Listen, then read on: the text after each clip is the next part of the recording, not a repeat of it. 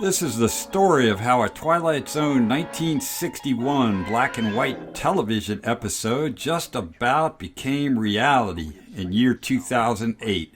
If you're watching and not familiar with an excellent U.S. television series that aired for 6 years from 1959 to 1964 known as the Twilight Zone, check out an excellent YouTube channel known as Twilight Zone. Yet for now, I'm going to relate the story of an episode that aired on November 10th, 1961, known as Death's Head Revisited, and how it almost occurred in real life in 2008.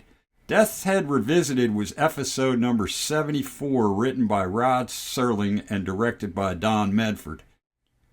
In Death's Head Revisited, Rod Serling reached beyond the boundaries of foresight to transcend time immemorial.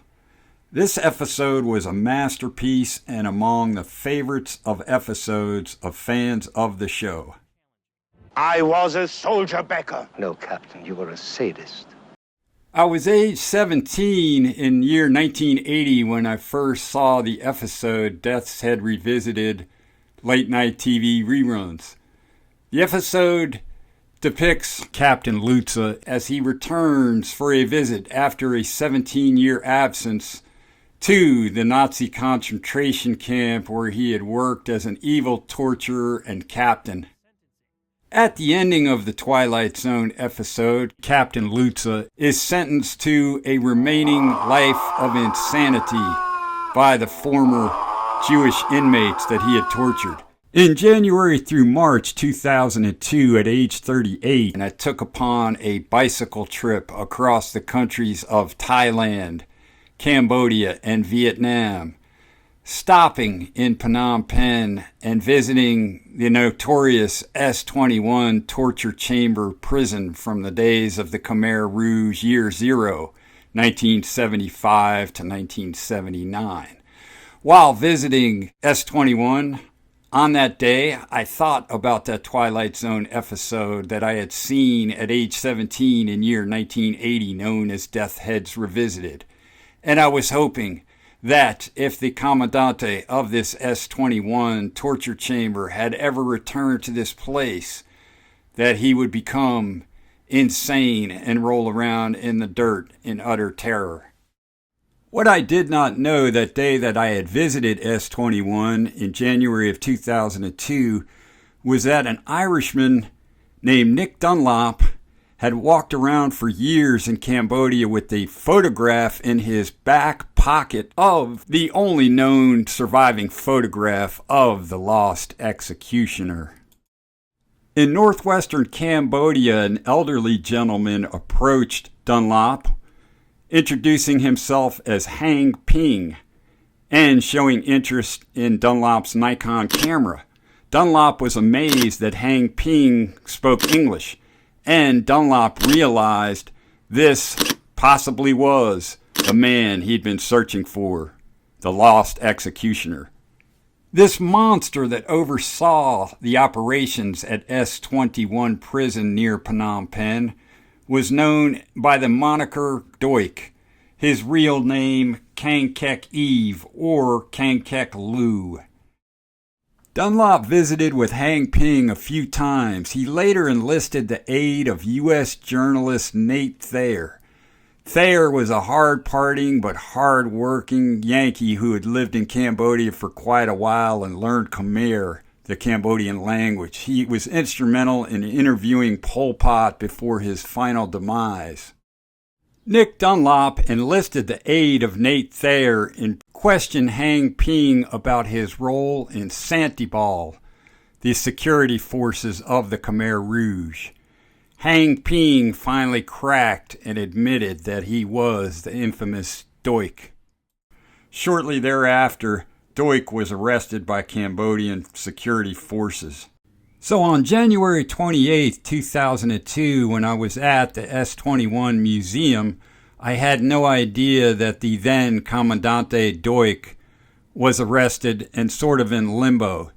He would not go to trial until year 2009, but in the meantime, he was brought back to S-21 in year 2008. In Doik's own words, "I was frozen with terror when I stepped into this place," Doik said. "I am filled with indescribable remorse. In the role of S-21 director, I participated in crimes against humanity." As he then offered apologies to all the victims who suffered, he broke down, wiped tears from his eyes, and let out a guttural scream of terror. Although Doik did not exactly go insane, as did Captain Lutza in the Twilight Zone episode, the reality of Rod Serling and my own wishes being at that place sent a powerful message. At his trial, which spanned 3 years, Doik at times appeared remorseful and apologetic, at other times defensive and pedantic. While acknowledging that he'd ordered torture and executions, he denied that he had personally killed anyone, an assertion disputed by one witness who said she saw him beat 2 of her uncles to death with a metal rod. In a bizarre exchange with one of Tool's slang, also known as S-21's, few survivors who said he was imprisoned there when he was 8 years old, Doik maintained that the man's account could not be true because he ensured that all children incarcerated with their parents were put to death. Prison records corroborated the survivor's claim. So from January through March 2002, I bicycled 1,535 miles across half of Thailand, all of Cambodia, and half of Vietnam. Certainly the S-21 prison complex made a quite impression on my mind, along with the U.S. War Crimes Museum in Saigon, now renamed the War of Remembrance Museum because a lot of the paying customers are U.S. citizens. The U.S. is not completely innocent of all of this.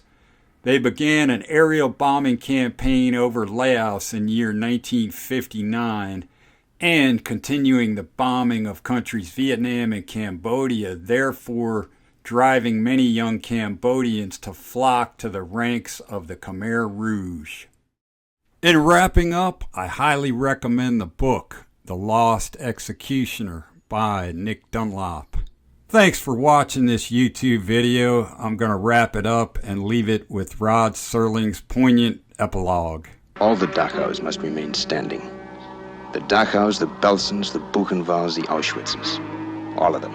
The moment we forget this, the moment we cease to be haunted by its remembrance, then we become the gravediggers. Something to dwell on and to remember. Not only in the Twilight Zone, but wherever men walk God's earth.